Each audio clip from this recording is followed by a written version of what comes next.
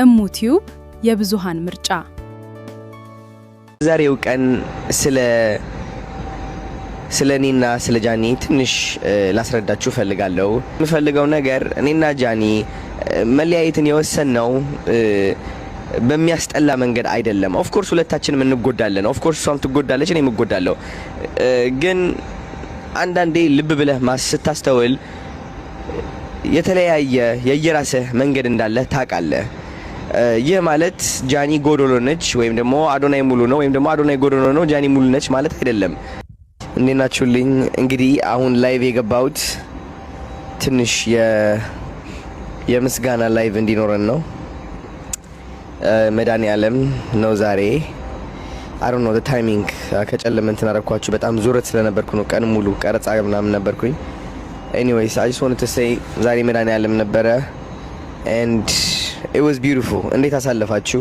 መጀመሪያ ሁለተኛ ደግሞ ትልቅ ምስጋና የሚሰማኝ መድኃኒዓለም እውነት ጸበል እንደውም ለማድረግ እያሰብኩኝ ነው።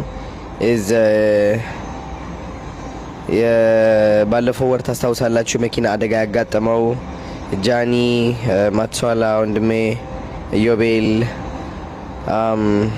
ህይወታቸው የተረፈበት ቀን ማለት ነው ጋይስ፣ ህይወታቸው የተረፈበት ቀን ነውና በጣም ትልቅ ምስጋና ይሰማኛል። እኔ አስታውሳለሁ ከመኪና አደጋ እንዳጋጠመ ስሰማ ከዛ ወደ ሆስፒታል ሄጄ በቃ እውነት ቀልቤን ነበር የሳትኩት። በስመ አብ ወመንፈስ ቅዱስ ልገልጽላችሁ አልችልም።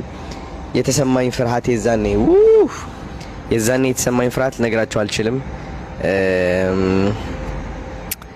እና ደህና እንደሆኑ ካረጋገጥኩ በኋላ ቀጥታ ወደ መድኃኒዓለም ቤተክርስቲያን ነው የሄድኩት። አስታውሳለሁ ወደ መድኃኒዓለም ቤተክርስቲያን ሄድኩኝ። ከልቤ አመሰገንኩ። በስመ አብ ወመንፈስ ቅዱስ በቃ ከልቤ ነው የምላችሁ፣ ከልቤ እንደዛ እንደው ምስጋና ተሰምቶኝ አቅም በህይወቴ ማለት ነው። ተመስገን በቃ ስላተረፍካቸው፣ በቃ ተመስገን በክንድ ስለጠበቅካቸው ተመስገን። በቃ እኔ እውነቴን ነው የምላችሁ። በቃ ራሴን አጥቼ ነበር የዛኔ ያ ስልክ ሲደወልልኝ። አልገባችሁም እናንተ? የሆነ ፍርሃት አይሰማችሁም? ሁሌም የሆነ ነገር አጋጥሟል ተብሎ ምናምን እንዳይደወልላችሁ ትፈራላችሁ አይደል? ልካችሁ ያ ነገር በቃ ስሰማ እኔ በቃ ላይክ ቀልቤን ነበር የሳትኩትና በቃ እንደዛ ከዛ ጭንቀት ከዛ ፍርሃት ከዛ በቃ ባዶነት አውጥቶ ሙልት ያረገኝ መድኃኒዓለም የዛኔ በቃ አልረሳውም። እና ተመስገን ለማለት ነው። በየወሩ 27 ሲደርስ እውነት በቃ እኔ ከልቤ አከብራለሁ። በቃ ከልቤ ነው የምላችሁ። መድኃኒዓለም ነው በቃ ያዳናቸው። እግዚአብሔር የተመሰገነ ይሁን። ሌላ ደግሞ በውስጤ በቃ ትልቅ ምስጋና እየተሰማኝ ስለሆነ ዛሬ በደንብ የህይወት አጭርነት የተማርኩባት ቀን ስለሆነች በህይወቴ እንግዲህ በቤተሰብ ደረጃ ላይ እውነት እንደዚህ አጋጥሞኝ አያውቅም። በቃ በአቅራቢያ መኪና አደጋ ገብቷል ምናምን ተብሎ ሆስፒታልና ተብሎ ተደውሎልኝ አያውቅም። ለመጀመሪያ ጊዜ ነው ያለፈው ወር የተደወለልኝ እኔ ማለት ነው። እና በዛሬው ቀን ስለኔና ስለ ጃኒ ትንሽ ላስረዳችሁ ፈልጋለሁ። ያው ታውቃላችሁ እኔ ዝምታ እንደምመርጥ፣ ግን ደግሞ እግዚአብሔር ተናገር ሲለኝ መድኃኒዓለም ተናገር ሲለኝ እናገራለሁ። መድኃኒዓለም ማን ነው? ውስጤ ላይ ያለው ሹክ የሚለኝ የሚነግረኝ የሚያማክረኝ ይህ ትክክል ነው የሚለኝ ትክክል አይደለም የሚለኝ ማለት ነው። ብዙዎቻችሁ የማታውቁት ነገር ምንድነው? እኔና ጃኒ በጣም ምቹር አድርገናል። በጣም ባይምሯችን በቃ ከብዙ እነዚህ ኮሜንት ላይ ከምታዩዋቸው ኮሜንት እየጻፉ ለመሳለቅ ለመሳቅ ከሚሞክሩ ሰዎች ልቀን የተገኘን ሰዎች ነን። ተረዳችሁኝ? ያው እንደምታውቁት የአብዛኞቹ የኢትዮጵያውያን ህይወት ምን ይመስላል ብላችሁ ብታስቡ ብዙ ፍቅረኛሞች ሲለያዩ መለያየት ሳይሆን መጣላት ነው። ተረዳችሁኝ? መለያየትና መጣላት ሁለት የተለያዩ ነገሮች ናቸው። ብዙ ኢትዮጵያውያን ከፍቅረኛቸው ጋር ሲለያዩ መንቀኛ ሆኖ ነው የሚለያዩት። የእርስ በርስ ጠላት ሆኖ ነው የሚለያዩት። ተጎዳድተው ተከዳድተው ተሰባብረው ነው የሚለያዩት። ትዳር ላይ ስትገቡ ደግሞ በፍርድ ቤት ነው የሚለያዩት። ፍርድ ቤት ደግሞ ሲገቡ በጣም በሚያስጠላ ሁኔታ ኦልሞስት የነበራቸው ፍቅር ይውህና ቀረቤታ ተረስቶ ወዲያውኑ ወደ ሲጥንና ወደ መጠላላት ወደ ቂምነት ወደ ውድድር ወደ መበሻሸቅ የዛ ሰው ስሜት መስበር ወደዚህ ነው ምንገባው ሁላችንም። ይሄ የተለመደ መንገድ ነው። ተረዳችሁ? ብዙዎቻችን ደግሞ ይህ የለመድነው መንገድ ስለሆነ ሁሉም ሰው በዚህ በኩል የሚያልፍ ይመስለናል።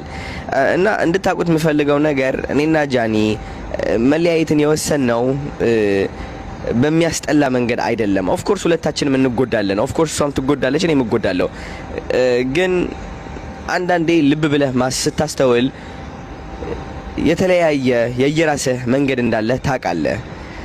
ይህ ማለት ጃኒ ጎዶሎ ነች ወይም ደግሞ አዶናይ ሙሉ ነው ወይም ደግሞ አዶናይ ጎዶሎ ነው ጃኒ ሙሉ ነች ማለት አይደለም። ሁላችንም ሰው ነን። የራሳችን እግዚአብሔር የሰጠን መንገድ አለና ማስተዋልን ይጠይቃል። እንደዚህ አይነት ውሳኔ ለመወሰን ተረዳችሁኝ? ማስተዋልን ይጠይቃል።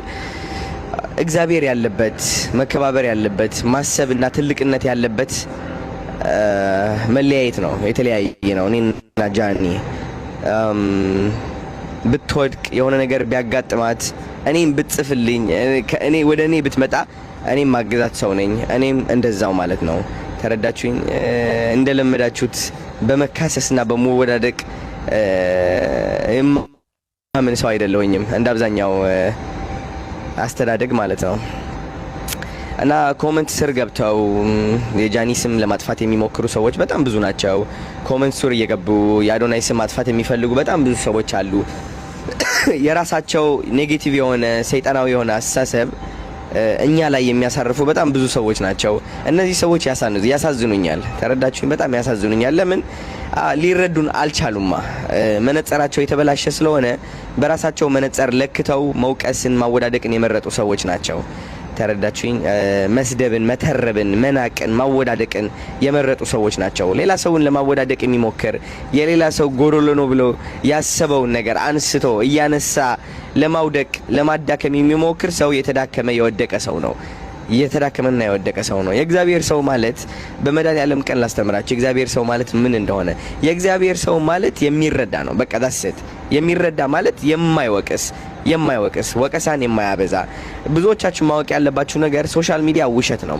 ሶሻል ሚዲያ ላይ የምትሰሟቸው አሉታዊ የሆኑ ነገሮች፣ መጥፎ የሆኑ ነገሮች ውሸት እንደሆኑ ማወቅ አለባችሁ። ኦፍ ኮርስ አንዳንዶቹ እውነት ሊሆኑ ይችላሉ፣ ግን ቢሆኑም መረዳትን መምረጥ ይኖርባቸዋል። መሀል ላይ ገብታችሁ የማያገባችሁ ህይወት ላይ ገብታችሁ መፈትፈት፣ ሰይጣንን ማቀላቀል፣ ማወዳደቅ፣ አንድን መውቀስ፣ ያኛው ከፍ አድርጋ ያኛው ዝቅ ማድረግ፣ ይህ ጸባያችን መሆን የለበትም። ኦፍ ኮርስ እኔና ጃኒ ወይም ብዙ ታዋቂ የሆኑ ሰዎች ወደ ቢዝነሳችን እንድትገቡ ያደረግናችሁ እኛ ነን። ስለዚህ ለምን ወደ ቢዝነሳችን ገባችሁ፣ ለምን ወደ ህይወታችን ጣልቃ ገባችሁ አንልም። እኛው ራሳችን አስገብተናችሁ። ተረዳችሁኝ? ግን ደግሞ ማገናዘብና ማሰላሰል ያስፈልጋል። ሁሌም ጥላቻ ላይ ቁጭ ብለ ግዴታ አንድ ሰው መጥላት አለብኝ፣ አንድ ሰው መውደድ አለብኝ፣ ግዴታ እንደዚህ መጠጋት እንደዚህ መሆን አለብኝ፣ ማንቋሸሽ አለብኝ የሚለው አስተሳሰባችሁ ከእግዚአብሔር የመነጨ ሳይሆን ከሰይጣን የመነጨ አስተሳሰብ ነው። እወቁት፣ ከሰይጣን የመነጨ አስተሳሰብ። ሌላ ሰውን ማውደቅና ማዳከም ፍላጎቱ ካለ ልባችሁ ላይ ያለ ምንም ምክንያት ከዜሮ ተነስታችሁ it's just not right፣ ትክክል ያልሆነ ነገር ነው። ተረዳችሁኝ?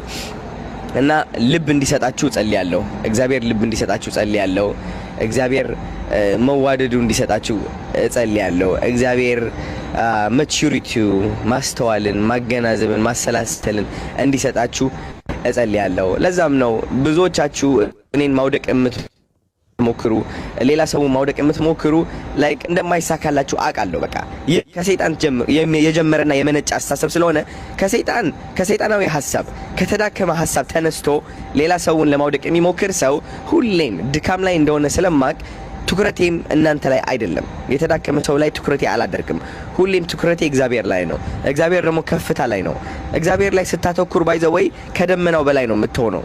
ሁሌም በቃ በግልጽ ይታያል። አስፍተህ እነዚህ ሊያዳክሙና ሊያወዳድቁ የሚሞክሩ ሰዎች አስፍተህ ታያቸዋለህ። በደንብ አድርገህ በቃ አርቀህ ማለት ነው። ከየት ተነስተው እንደዛ እያሉ እንደሆነ ይገባሃል። ከየት እየመነጨ እንዳለ ጥላቻቸው፣ ተረባቸው፣ ስድባቸው፣ ማወዳደቃቸው ከየት እየመጣ እንደሆነ ታውቃለህ። በደንብ አድርገህ ከላይ ቴንክ ዩ ብላክ የናበት ከየት እየመጡ እንደሆነ ታውቃለህ። በቃ ተረዳችሁ? እንደዚህ ሆነ ስታያቸው ማለት ነው። ዊ በቃ ይሄው እንደዚህ ብለህ የምታስበው እኮ እንደዚህ ያለህ እንደዚህ ስላጋጠመህ እኮ ነው። ከዛ እነዚህ ሰዎች መጥላት አትችልም። እኔ እነዚህ ሰዎች መጥላት አልችልም።